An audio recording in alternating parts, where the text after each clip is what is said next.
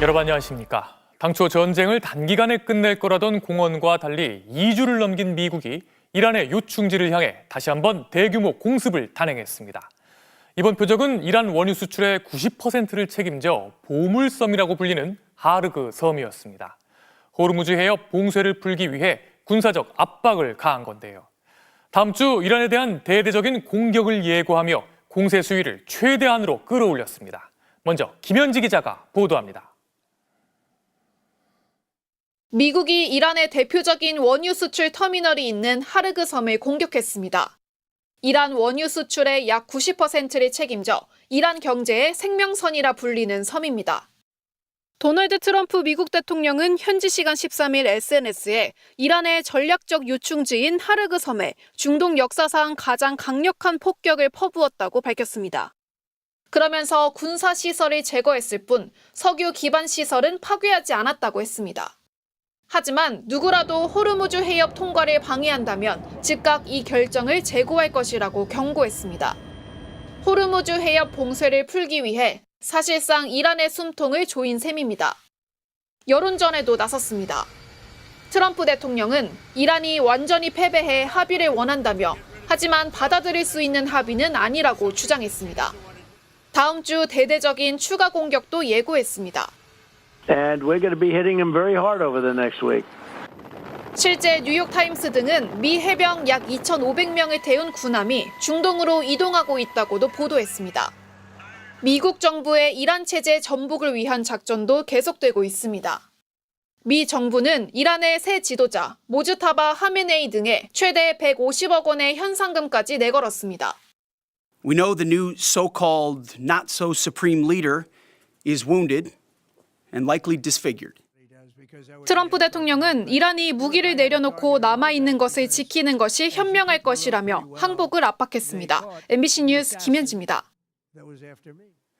이란 원유 수출의 심장으로 불리는 하르그 섬은 전쟁에 휘말릴 경우 자칫 국제유가에 치명타를 줄 수 있어 미국 역시 넘어서는 안 되는 금지선으로 여겨왔습니다. 그럼에도 미국이 이번에 대규모 공격에 나선 이유가 뭔지 양소연 기자가 분석했습니다. 하르그 섬은 이란 원유 수출의 심장입니다. 페르시아만 북부, 이란 본토에서 약 30km 거리에 있는 울릉도 면적 3분의 1의 산호초 섬으로 이 작은 섬 남쪽엔 수십 개의 대형 원유 탱크가, 동쪽엔 부두가 있습니다. 이란 해안 대부분은 수심이 얕지만 하르그 섬 주변 바다 수심은 깊어서 초대형 유조선이 접근할 수 있습니다. 이란 내륙에서 생산된 원유가 바다 아래 파이프라인을 타고 이 섬으로 옵니다. 하루 최대 700만 배럴의 원유를 처리해 이란 원유 수출 물량의 90%를 책임지는 거대한 석유 터미널입니다. 이 섬이 멈추면 이란 경제 전체가 마비됩니다. 이틀 전 이란 의회 의장이 이란의 섬을 침략한다면 인내와 자제를 포기할 거라며 페르시아만이 침략자들의 피로 물들 거라고 경고한 것도 이 때문입니다. 나아가 이란이 주변국 원유 시설에 대한 보복에 나설 경우 세계 원유 시장은 호르무즈 해협 봉쇄와는 비교도 안 될 위기를 맞게 됩니다. 이 때문에 미국도 이란과 수십 년 갈등 속에서도 이 섬만큼은 금지선, 레드라인으로 여겨왔습니다. 트럼프 미 대통령이 섬의 군사시설을 타격해 레드라인을 아슬아슬하게 위협한 건 자신의 가장 큰 약점이 된 호르무즈 해협 봉쇄를 이란이 풀 생각이 전혀 없기 때문입니다. 트럼프 대통령은 이번엔 석유 인프라는 건드리지 않았지만 호르무즈 통행을 계속 방해하면 이 결정을 즉시 재고하겠다고 경고했습니다. 원유 관련된 시설들까지도 폭격을 당할 그걸 감안하고라서도 좀 전쟁을 좀 끝까지 가보겠다라는 의지를 좀 보여준 게 아닐까? 이런 가운데 트럼프 행정부에선 공습을 넘어 하르그 섬 점령안까지 논의된 걸로 알려졌습니다. 미 온라인 매체 악시오스는 트럼프 행정부 관계자들이 전략적 요충지인 하르그 섬을 미군이 점령하는 방안을 논의했다고 전했습니다. MBC 뉴스 양소연입니다.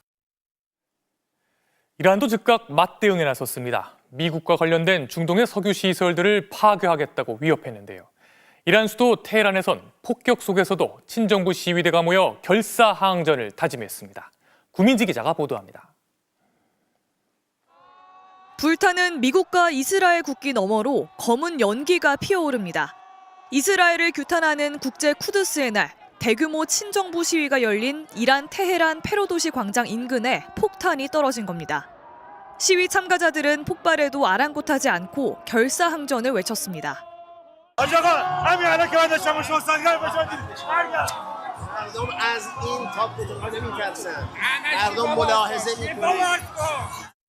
집회 장소를 폭격하겠다고 예고한 이스라엘이 벌인 일로 보이는데 현지 언론은 폭격으로 여성 한 명이 숨졌다고 전했습니다.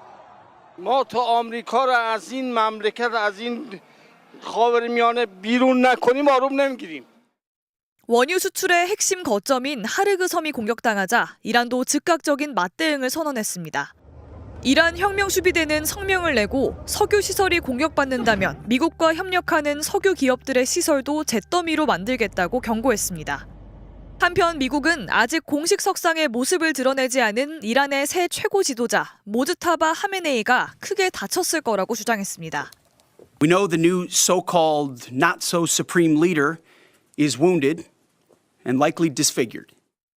이에 이란 정부 관계자들은 뉴욕타임스를 통해 모즈타바가 다리 등을 다쳤지만 의식은 또렷하다고 반박했습니다. MBC 뉴스 구민치입니다. 미국의 하르그 섬 공격으로 전쟁은 새로운 국면을 맞고 있습니다. 양측이 서로 상대의 중동 핵심 시설들을 타격하며 충돌이 격화되고 있는데요. 지금 중동 상황은 어떤지 이집트 카이로에 나가 있는 취재 기자 연결합니다. 윤수환 기자, 중동의 미국 대사관이 공격을 당했다면서요? 네, 이라크 바그다드에 있는 미국 대사관이 친이란 세력의 소행으로 추정되는 공격을 받았습니다. 미사일로 보이는 물체가 대사관 부지 내의 해기장 시설을 타격했는데요. 공개된 영상엔 폭발음과 함께 대사관 건물 위로 검은 연기가 피어오르는 모습이 담겼습니다. 바그다드 미 대사관 단지는 세계에서 가장 큰 미국 외교시설 중 하나인데요. 이란과 연계된 무장단체들은 이곳을 겨냥한 공격을 계속해왔습니다. 친이란 무장단체 소속 전투원 2명이 사망한 직후에 공격을 당한 것으로 전해졌는데 인명피해는 확인되지 않았습니다. 이스라엘과 헤즈볼라의 교전이 이어지고 있는 레바논에서도 사망자가 약 800명으로 늘었고 어린이 사망자만 100명을 넘어섰습니다. 헤즈볼라의 수장은 장기적인 대결을 대비해왔다며 우리는 뚫을 수 없는 장벽으로 남을 것이라며 이스라엘과의 일전을 다시 강조했습니다. 미국이 중동에 추가 병력을 투입한다는 소식도 들어왔는데요. 지상군 파병이 임박했다고 볼 수 있을까요? 네, 미국 언론들은 2,000명이 넘는 해병대원이 일본 오키나와 기지를 떠나 중동으로 이동 중이라고 전했습니다. 기존에 배치돼 있던 병력 5만 명의 지상전이 가능한 병력들을 추가로 배치한 건데요. 일본에 있던 군함 3척과 전투기들도 함께 투입된 것으로 전해졌습니다. 특히 해병대원들을 보냈다는 점 때문에 지상전이 임박한 것 아니냐는 관측도 나옵니다. 다만 미 당국자는 군사작전의 선택지를 늘리기 위해 새로운 전력을 요청한 것이라고만 밝히며 지상전 가능성은 언급하지 않았습니다. 여기에 트럼프 대통령이 라디오 인터뷰에서 앞으로 일주일간 이란을 매우 강하게 타격할 것이라고 예고하면서 다음 주가 이번 전쟁의 분수령이 될 가능성이 높아 보입니다. 지금까지 이집트 카이로에서 전해드렸습니다. 미국과 이스라엘의 총공세에도 이란이 만만치 않은 반격을 보이면서 전쟁이 점점 길어지고 있는데요. 민간인 피해는 물론 미군 사망자까지 늘어나면서 미국 내부에서도 트럼프 대통령이 내세운 전쟁의 명분을 놓고 의구심이 커지고 있습니다. 소유정 기자가 보도합니다. 나흘 전 이번 전쟁이 짧은 나들이라던 트럼프 대통령의 발언은 또 바뀌었습니다. 전쟁 종료 시점을 묻자 트럼프 대통령은 내가 뼛속까지 그렇게 느낄 때 끝날 것이라며 모호한 답을 했습니다. 전쟁 목표가 달성돼야 전쟁이 끝날 텐데 목표 역시 희미해졌습니다. 이란 핵 제거가 전쟁을 개시한 제1명분이었는데 이제는 이란의 농축 우라늄을 확보하기 위한 작전은 진행되고 있지 않다. 거기에 초점을 맞추고 있지 않다며 전혀 다른 입장을 밝혔습니다. 목표도 출구 전략도 점점 미궁으로 빠지는 사이 미국의 피해는 커지고 있습니다.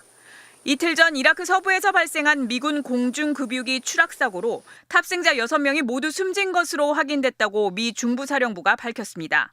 적의 공격 때문은 아니라고 밝혔지만 이번 교전 중 미군의 사망자는 이로써 13명으로 늘었습니다. 미국 내에서도 트럼프가 계획은 있는 건지 불안할 수밖에 없는 상황.